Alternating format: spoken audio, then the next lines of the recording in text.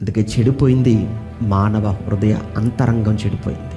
కనుక చెడిపోయినటువంటి మనిషి యొక్క హృదయం, మనిషి యొక్క అంతరంగం బాగుపడాలి అన్నా అది కేవలం ఒక్క దేవుని మాటతో, వాక్యంతో మాత్రమే సాధ్యం. ఇక్కడ అవేనండి మనం చెప్తాము.